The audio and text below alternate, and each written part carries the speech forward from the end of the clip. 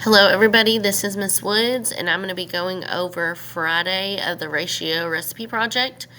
So today we are going to be using our COP, our constant of proportionality, to create an equation, and that's what you're seeing on the left hand side. And then on the right hand side you all are going to be working to write a reflection and answering those two questions. So the assignment says, based on your constant of proportionality, your COP, from Wednesday for 100 servings, write an equation. So for instance, it says if your COP is 4 1/3, your equation should be y equals 4 1/3 x.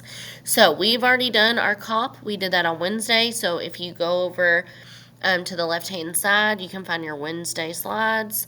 And your COP, your constant proportionality, should be right in this column under COP. So mine and Miss Gross, we had a COP of 8 1/3. So I'm going to go back to today, to Friday's assignment, and I'm just going to type in 8 1/3.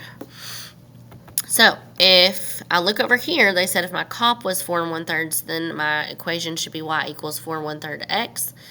So that means for me, my equation should be y equals 8 1/3 x. We will get into the constant proportionality and the equations and all that kind of stuff later on in the next few weeks. But this is the equation form of your constant proportionality. So technically it's y equals kx, because k also represents COP.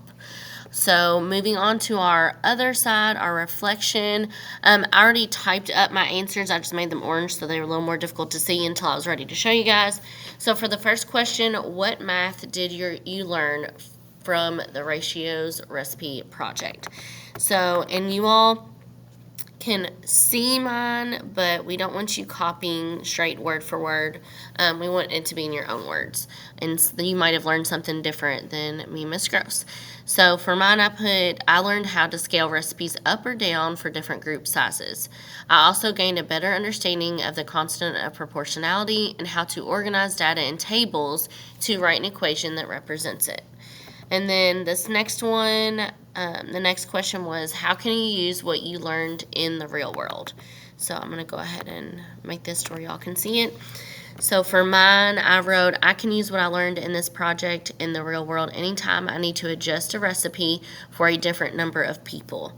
By using ratios and multiplying fractions, I can scale ingredient amounts up or down without changing the taste or the texture of the food.